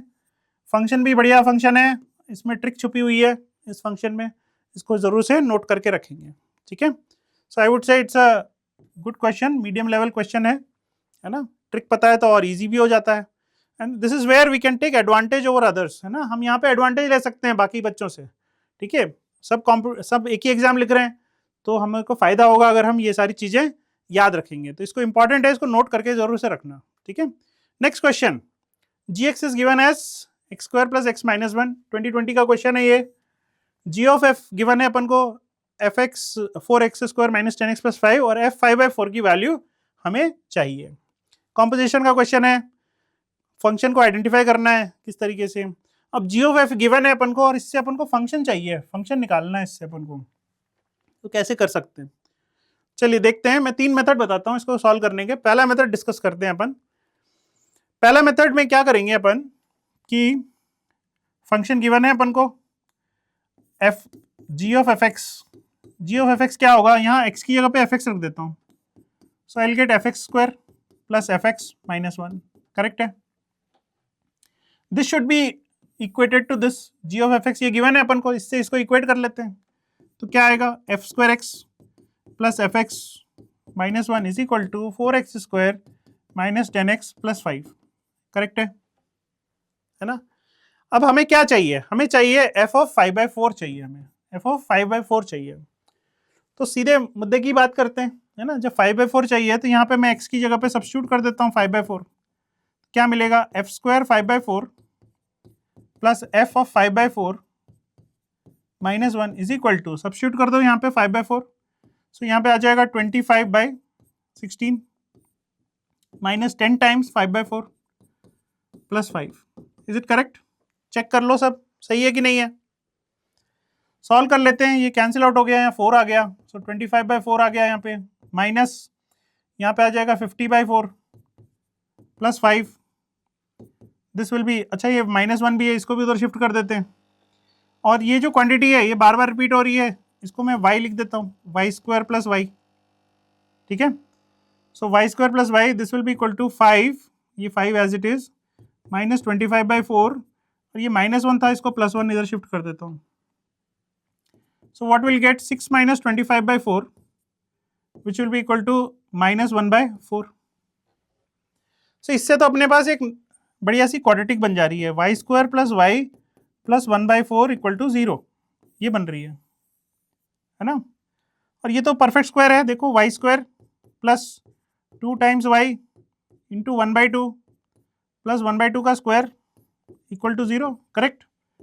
सो y प्लस 1/2 का होल स्क्वायर हो गया है, तो मतलब क्या हुआ, y की वैल्यू -½ आनी चाहिए। इज इट करेक्ट और नॉट? और y क्या माना था अपन ने, y माना था f(5/4). सो आ गया सीधे सीधे आंसर, आंसर इज -½ जो पूछा था वो हमने डायरेक्ट निकाल लिया। So answer will be -1/2। ठीक है? कुछ नहीं किया, इक्वेशन बनाई, x की वैल्यू जो चाहिए थी वो सब्स्टिट्यूट कर दी, आ गया आंसर। ठीक है? एक मेथड तो ये हो गया। दूसरा मेथड देखते हैं। अब दूसरे मेथड में क्या करेंगे अपन कि थोड़ा सा इस पे ध्यान दो पहले तो। G of f x, g of f x एक क्वाड्रेटिक इक्वेशन है, 4x² माइनस 10x+5 एक क्वाड्रेटिक इक्वेशन है। अगर ये क्वाड्रेटिक इक्वेशन है तो एफ एक्स जो है वो एक लीनियर फंक्शन होना चाहिए। देखो अगर फंक्शन एफ एक्स जो है लीनियर नहीं होगा तो जब मैं इसमें सब्स्टिट्यूट करूंगा, एफ एक्स को अगर मैं सब्स्टिट्यूट करूंगा, अगर एफ एक्स कोई क्वाड्रेटिक है तो यहाँ पे एक्स का स्क्वायर आ जाएगा। Correct? G of f x क्या होगा, यहाँ पे अगर मैं सब्स्टिट्यूट कर रहा हूँ तो क्या मिलेगा, f² x plus fx minus 1 ये मिलेगा। और एफ एक्स अगर लीनियर नहीं है, क्वाड्रेटिक है मान लो, क्वाड्रेटिक का स्क्वायर करेंगे तो बाई क्वाड्रेटिक हो जाएगा। करेक्ट? सो बाई क्वाड्रेटिक तो हो नहीं सकता, यहाँ पे देख रहे हैं अपन इस साइड में तो क्वाड्रेटिक आ रही है इक्वेशन, इसलिए तो it has to be linear function. ये डिकोड करना पड़ेगा यहाँ पे। ठीक है? तो अगर ये लीनियर है तो what will be g of f x, g of x क्या हो जाएगा, सब्स्टिट्यूट कर दो इसको यहाँ पे, सो आ जाएगा ax प्लस बी का square plus ax plus b minus 1, ये आ जाएगा। इसमें से x² वाली टर्म्स को हटा देते हैं, क्या है x² वाली टर्म, a² x² आएगा, और तो कहीं x² है नहीं। करेक्ट? देन x वाली टर्म ले लेते हैं, x वाली टर्म क्या है, यहाँ पे 2ab आएगा प्लस यहाँ पे a आएगा, x वाली टर्म्स तो यही मिलेंगी, plus constants, what are the constants, b² एक कॉन्स्टेंट है, इधर इधर एक b है और एक -1 है। करेक्ट है? Now g of f x तो ये गिवन है क्वेश्चन में, तो इक्वेट कर देता हूं दोनों को, 4x² minus 10x+5 what will gate, इसको इक्वेट कर रहा हूं तो a² की वैल्यू 4 आ रही है, मतलब a की वैल्यू +-2, यहाँ पे a कॉमन लेके 2b + 1 लिख लेते हैं, this should be equal to -10, और इन दोनों को इक्वेट करेंगे तो b square plus b minus 1, ये 5 आना चाहिए, करेक्ट है। सो यहां से ए की वैल्यू आ रही है 2 और -2, ठीक है। यहाँ पे सब्स्टिट्यूट कर, यहाँ पे अगर इसको सॉल्व करेंगे तो b square plus b -6 equal to 0, quadratic है। फैक्टराइज कर देंगे तो b की वैल्यू या तो -3 आ जाएगी या फिर 2 आ जाएगी, करेक्ट। और ये जो मिडिल इक्वेशन है ये बता देगा कौन सा कॉम्बिनेशन सही रहेगा। अगर मैं a की वैल्यू 2 रख रहा हूं यहाँ पे, अगर a की वैल्यू 2 है तो 2 सब्स्टिट्यूट किया तो यहाँ -5 हो जाएगा, -5 -1 -6 हो जाएगा, -6 डिवाइड बाई 2 -3 आ जाएगा। तो a जब 2 है तो b की वैल्यू -3 होगी। सिमिलरली जब a की वैल्यू -2 होगी, -2 इफ आई सब्स्टिट्यूट हियर, यहाँ पे -2 और -10 कैंसिल होकर 5 आ जाएगा, 5 - 1 इज 4, सो b की वैल्यू 2 आ जाएगी। So this is the combination. So इससे हमारे पास फंक्शंस आ गए, दोनों फंक्शंस। क्या फंक्शंस हैं? दो फंक्शंस हैं। क्या है? एक है fx is equal to 2x - 3, एक फंक्शन तो ये है, और दूसरा फंक्शन है -2x + 2। चेक, ये दोनों वैल्यू सब्स्टिट्यूट कर दी यहाँ पे a और b की जगह पे, है ना। a की वैल्यू 2 है, b की वैल्यू -3 है, तो 2x - 3 आ गया, और यहाँ पे -2 और 2 यहाँ सब्स्टिट्यूट कर दिया तो -2x + 2 आ गया। दिस इज आवर फंक्शन, ये फंक्शन होना चाहिए। बस फंक्शन ही निकाल दिया अपन ने इस मेथड में, तो बाकी कुछ सोचने की जरूरत ही नहीं है। f of 5/4, substitute 5/4 into this, यहाँ पे सब्स्टिट्यूट कर देंगे तो क्या मिलेगा? 5/2 - 3 मिलेगा, विच इज -½ करेक्ट। यहाँ पे सब्स्टिट्यूट करेंगे तो क्या मिलेगा? वहाँ भी चेक कर लेते हैं, तो यहाँ पे आ जाएगा -2, मतलब -5/2 + 2 आ जाएगा, विच इज अगेन -½ दोनों ही केस में -½ ही आंसर आ रहा है, करेक्ट। दो फंक्शंस हैं जो इसको डिफाइन कर सकते हैं और दोनों से आंसर सेम आ रहा है, -½ ये सेकंड मेथड हो गया, ठीक है। और एक मेथड देख लेते हैं, तीसरा मेथड भी है, तीसरा मेथड देख लेते हैं। तीसरा मेथड कुछ तो पहले मेथड जैसा ही है। देखो g ऑफ fx, मतलब यहाँ पे x की जगह पे fx डाल देता हूँ, so what will get f² x plus fx -1, correct है। So f² x plus fx -1 is equal to 4x² - 10x + 5, ये होना चाहिए, करेक्ट है। इस 1 को शिफ्ट कर देते हैं उधर, so will get fx into fx + 1 is equal to 4x² - 10x + 6, ये आ जाएगा। यहाँ तक ठीक। अच्छा, क्या ये फैक्टराइजेबल है? देखो यहाँ आ रहा है 24 मतलब 4 और 6 ले सकते हैं, correct. So if I factorise this I will get 4x - 6 और x - 1 आ जाएगा, है ना। अब मैं चेक कर रहा हूँ राइट साइड में 4x - 6 इंटू x - 1 आ रहा है, लेफ्ट में ये आ रहा है fx इंटू fx + 1, एक का डिफरेंस है। तो इसमें एक का डिफरेंस तो नहीं है, एक काम करता हूँ 2 शिफ्ट कर देता हूँ इधर, 2 मल्टीप्लाई कर देता हूँ इधर इनसाइड, ये आ जाएगा। अब देखो दोनों साइड में अगर कंपेयर कर रहे हैं तो fx और fx + 1, नेक्स्ट वाला ब्रैकेट में 1 का डिफरेंस होना चाहिए, यहाँ भी 1 का डिफरेंस है ना। जो दोनों में से छोटा है उसको ले लेते हैं। कौन सा छोटा है? 2x - 3, इसमें +1 करूंगा तो -2 आ जाएगा, so this has to be fx। So एक fx तो आ गया 2x - 3, ठीक है। अच्छा, कहानी में एक ट्विस्ट और हो सकता है। क्या ट्विस्ट हो सकता है? देखो अगर मल्टीप्लाई कर दूं with minus sign, so 3 - 2x हो जाएगा, इधर भी 2 - 2x हो जाएगा, ये दोनों सेम है ना। इसको मैंने -1 से मल्टीप्लाई कर दिया, इसको भी -1 से मल्टीप्लाई कर दिया, so it is now unchanged, same ही है। अब इन दोनों में से कौन सा fx ले सकता हूं? अगर एक को fx लूंगा तो दूसरा 1 ग्रेटर होना चाहिए, तो अब मेरे को fx इसको लेना पड़ेगा, सो fx मैं यहाँ पे 2 - 2x ले सकता हूँ, correct. So we have two functions again, ये वही फंक्शंस है जो पहले आए थे, चेक कर लो। पहले क्या आए थे? 2x - 3, 2 - 2x, सेम वही फंक्शंस वापस आए हैं। So we got our answer. f of 5/4 करेंगे तो वापस से -½ आ जाएगा।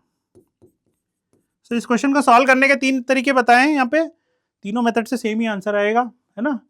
थर्ड वाला थोड़ा सा मैनिपुलेशन वाला है, बट इससे भी अपन आंसर जल्दी निकाल सकते हैं, ठीक है।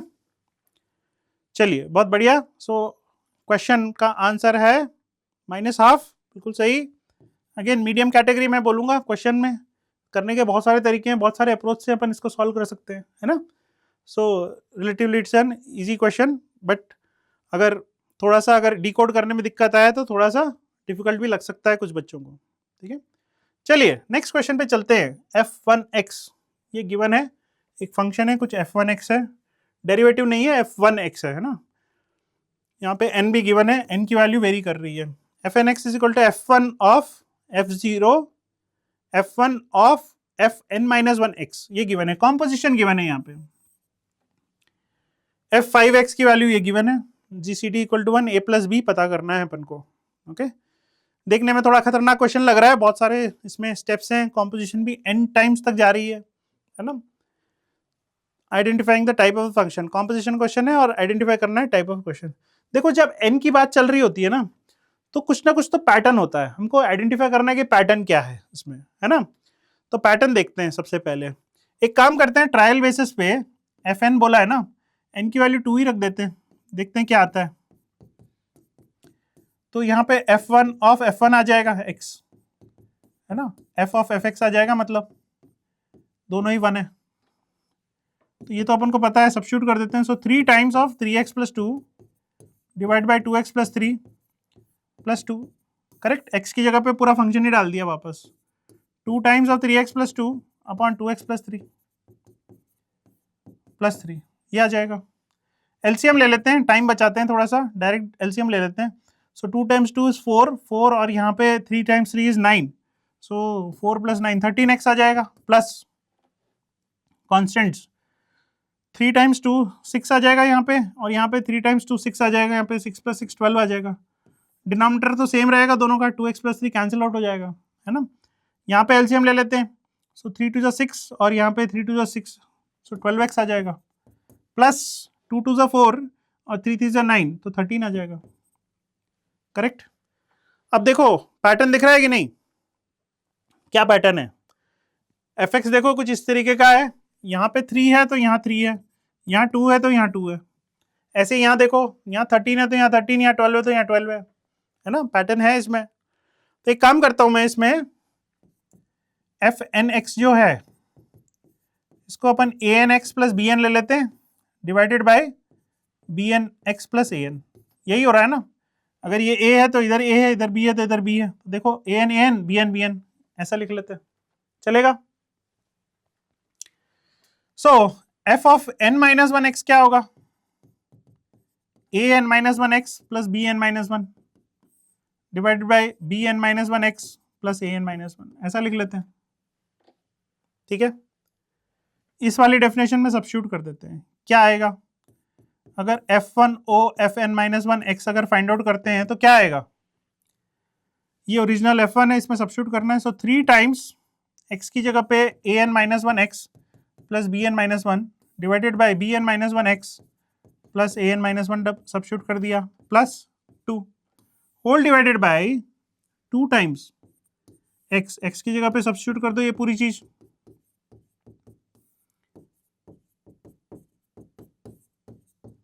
कुछ ऐसा आ जाएगा, करेक्ट। फिर से वही एलसीएम ले लेते हैं। देखो पूरा सॉल्व नहीं करेंगे, एलसीएम डायरेक्टली देखेंगे x का कोफिशिएंट क्या क्या है। x में मिल रहा है मुझे 3 टाइम्स an-1, है ना, ये तो यहाँ से मिल जाएगा, और ये bn-1 जब 2 से मल्टीप्लाई होगा तो 2 टाइम्स bn-1 आ जाएगा, करेक्ट है। चेक करो सही है कि नहीं। x का कोफिशिएंट यहाँ से आएगा एक तो इसके साथ में, और जब ये bn-1 2 से मल्टीप्लाई होगा तो x आएगा, प्लस कॉन्स्टेंट्स, क्या कॉन्स्टेंट्स आएंगे, 3 times bn-1 plus 2 times an-1 whole divided by, कैसे चलता है पैटर्न, जो उधर लिखा है वो इधर आ जाता है ना, चाहे तो एलसीएम लेके देख लो।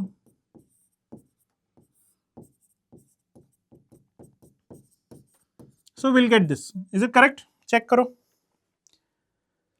बट ये क्या है, ये तो fnx है, और fnx क्या है, ये है। सो if I look at this definition of fnx और दिस डेफिनेशन ऑफ fnx, दोनों कंपेयर कर सकता हूं, इससे an की जगह पे ये पूरी चीज आ जाएगी, correct. So I can write an is equal to 3 times an minus 1 plus 2 times bn minus 1, check, है ना। an की जगह पे ये लिख दिया और bn की जगह पे ये लिख देता हूं, bn is equal to 3 times bn minus 1 plus 2 times an minus 1, ये आ जाएगा, चेक, करेक्ट, भी आ गया। अब n की वैल्यू क्या चाहिए, यहां पे बोल रहा है f5x, f5x मतलब n की वैल्यू 5 है, 5 तक जाना है अपन को। So basically what I want a5 plus b5, ये चाहिए अपन को, a5 प्लस b5 चाहिए, है ना। एक काम करते हैं, इन दोनों को ऐड कर देते हैं। देखो इंडिविजुअली भी निकाल सकते हो बट बहुत टाइम लगेगा, है ना। वी ऑलरेडी नो a1 क्या है, a1 3 है और b1 क्या है, 2 है ना। ऐसे इनफैक्ट हमने तो ये भी निकाल रखा है, ये a2 है और ये b2 है, ये भी हमने निकाल रखा है ना। बट टाइम बचाने के लिए एक काम करते हैं, यहाँ पे देखो इनको ऐड कर देते हैं। अगर ऐड करेंगे तो क्या मिलेगा, 5an minus 1 plus 5bn minus 1, ऐसा मिलेगा, है ना। बस बन गई बात। अपन को तो क्या चाहिए, a5 प्लस b5 चाहिए, तो अलग अलग निकाल कर टाइम वेस्ट क्यों करना है, डायरेक्टली एक साथ निकाल लेते हैं।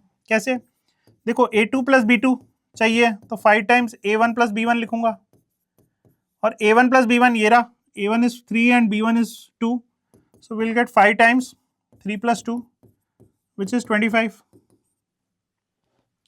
अगर a3 प्लस b3 चाहिए वो 5 टाइम्स a2 प्लस b2 हो जाएगा, a2 प्लस b2 तो डायरेक्ट पता है अपन को, 25 सब्स्टिट्यूट कर दो, 5 टाइम्स 25 125 आ गया।